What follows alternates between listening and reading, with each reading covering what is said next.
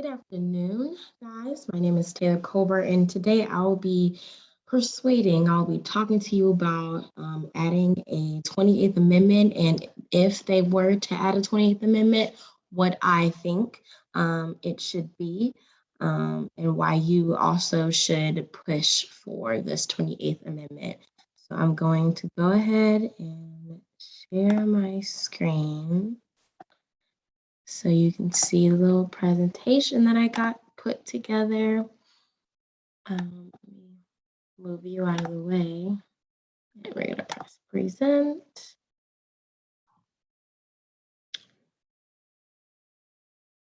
Boom.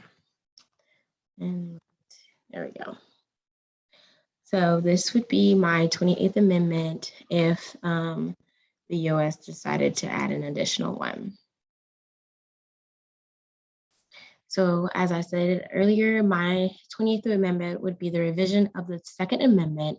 And first, let's get the definition or what the meaning of the Second Amendment is.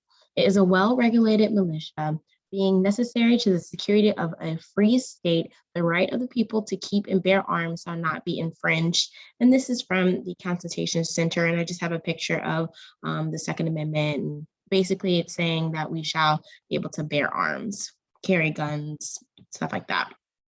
So why? Me personally, and a lot of people, others, and when I research this topic, say that the verbiage of the Second Amendment is very vague and it gives many room for many interpretations, and it can be meant for just militias or individual rights to have guns. The changes to this amendment will help reduce the number of deaths that are caused by guns, help determine the stability of a citizen has, and if they're detrimental to themselves, to the society as a whole. So for example, before the process, I'm not saying get rid of the Second Amendment as all. I'm just saying to revise it and to be more strict with the rules. Who is able to purchase firearms? Just because with recent and past issues or past events, I believe before a person is able to purchase a gun, they should go through numerous tests and questions, just depending to determine what their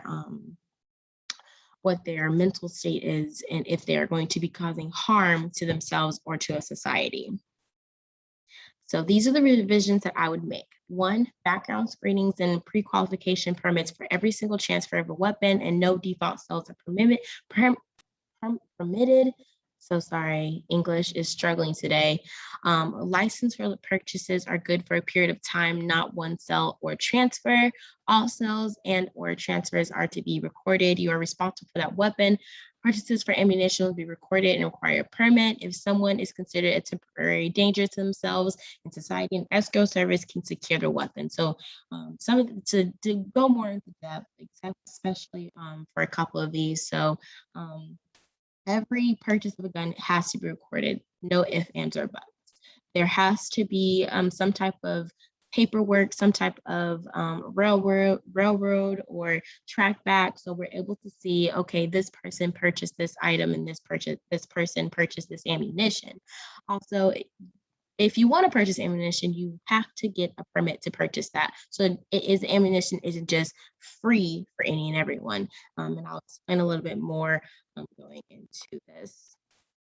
As I stated earlier, background checks should be administered to anyone who wants to get a firearm. In addition to the Second Amendment, we will ensure firearms in the hands of capable individuals. The Brady Act was enacted for FFLs, dealers, to conduct a background check, but there are many loopholes according to Griffin's.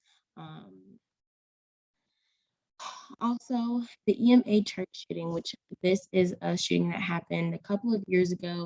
A mass shooter took the lives of 9 African Americans at a Bible study at EMA Church in Charleston, South Carolina. I have a video, but just because of time purposes, I will not be able to play it. But it is from the History website, History channel.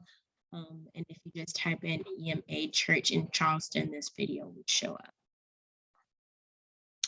As I stated, for one of the revisions of the Second Amendment, I talked about the escrow service. This escrow service will ensure that if an individual who owns firearms becomes a temporary danger, the weapon will be placed in the hands of the escrow service. So before you purchase a firearm, there will always be like that backup person who, if the firearm has to be taken away from you, it will go to that person instead of just, going completely away and just returning back to the owner, like you having to sell the gun. But it immediately the escrow service, whoever you have in place will be in possession of said gun.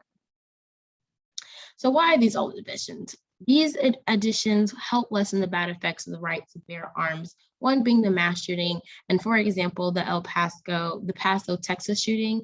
There are many documents, many things explaining this as well. So just because of time purposes, I can't go into depth, but if I had a longer time section, I definitely would continue talking about this. So the Lancet study, so according to ProCon, there was a federal universal background checks that if they were implemented, it could reduce firearm deaths by a projected 56.9%. Background checks for ammunition purchases could reduce deaths by projected 80.7%, and gun identification requirements could reduce deaths by projected 82.5%.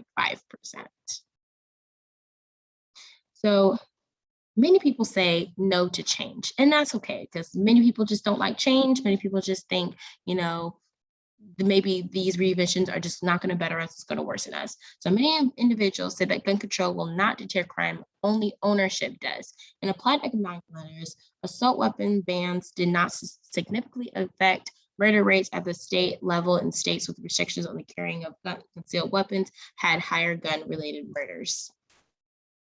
And that is the 28th Amendment. Thank you.